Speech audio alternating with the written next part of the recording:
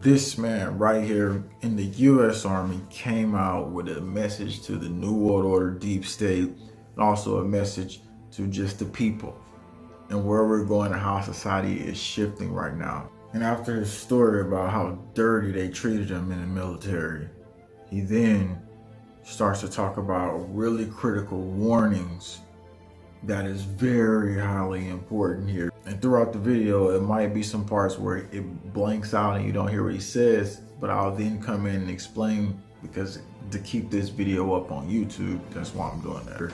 I'm gonna let you get into this video clip right now. I am Chief Warrant Officer 2 Duncan J. Searcy. The intended audience of this video is Congress, and I claim whistleblower status in accordance with Title 10 U.S. Code 1034. I understand that making this video in my uniform is a very serious decision. For the past 4 years, I have tried to rectify my situation the correct way through my chain of command. I have submitted an Inspector General complaint. I have attempted resolution through my Congressman Burgess Owens.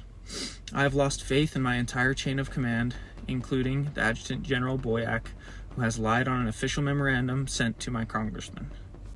My Commander-in-Chief, Governor Cox, who signed off on the COVID-19 policies in 2021 for which my career is being destroyed, currently stands accused of election interference by his opponent, Phil Lyman.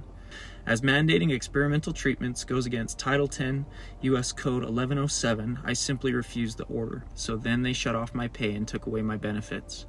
I was required to miss my civilian employment and drill with my unit with no pay on multiple occasions as ordered by Colonel Noe Vasquez, which caused me even greater financial hardship. It really was a scary, depressing scenario to get defunded. And I was defunded as well, and a lot of you here was defunded. I was just simply telling the truth about it. And they literally try to take our livelihoods away. The vaccine mandate for military members was correctly rescinded, and because they could no longer kick me out of the military for that, they shifted their focus to kick me out for mental health issues instead. But my individual situation within the military is just a small symptom of a big sickness that affects all of us. We are currently ruled by a cabal or ruling class that consists of greedy executives, woke generals, corrupt politicians, and satanic celebrities.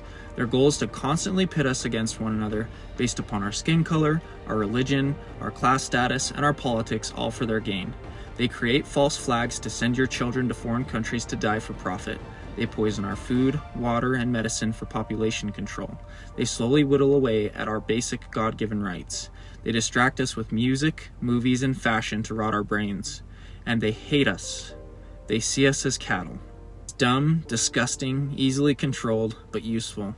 Personally, I am fed up, and I am asking my people, the American people, to rise up with me within the bounds of the law and take back our country, our security, our economy, and our American dream. And if our politicians stand in our way, we will remove them and elect new ones to fight for us. The answer is not murdering CEOs on the street. Our system may be broken, but it can be rebuilt peacefully if we work together. Your party cannot save you. Both sides are used by this elite class. If you don't like Trump, demand better candidates on your side. But based upon the amount of opposition that Trump faces from this elite ruling class, I genuinely believe that he is onto something. Remember, the enemy of my enemy is my friend. And it is clear that he is their enemy based on their actions. I am asking you all to give him a chance. My personal message to Trump is that the time to divide has passed, and it is now time to unite all Americans.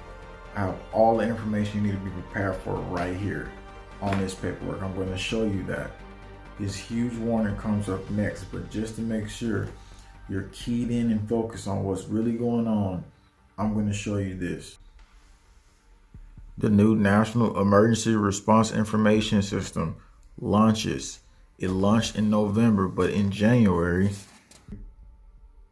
the system will undergo a nationwide rollout, ultimately replacing the National Fire Incident Reporting System as a primary incident reporting tool for fire and EMS nationwide agencies. This will remain operational until early 2026. So we're readying for something between 2025 to 2026. Something else that recently happened. Washington, D.C. updated their airspace cameras.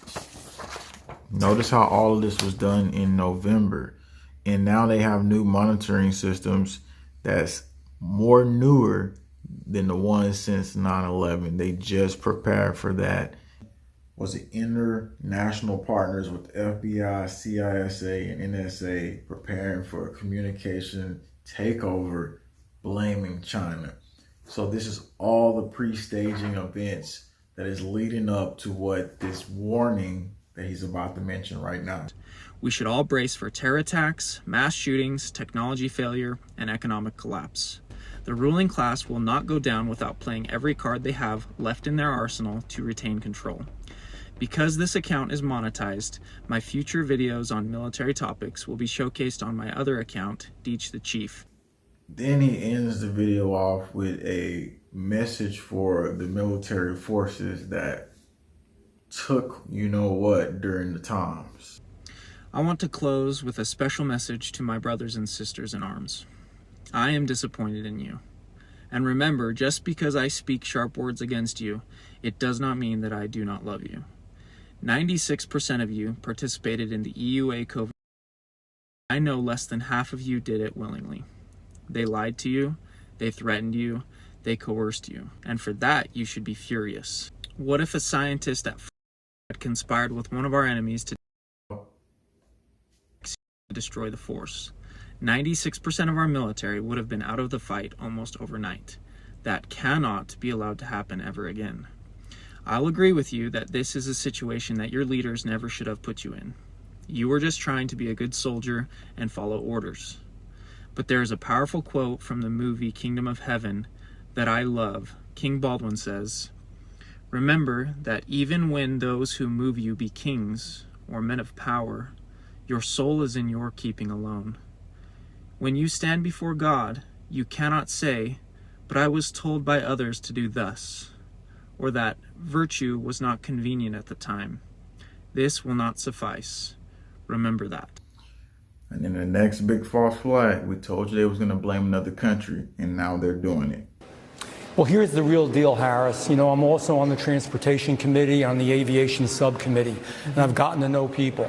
And from very high sources, very qualified sources, very responsible sources, I'm going to tell you the real deal. Iran launched a mothership probably about a month ago that contains these drones.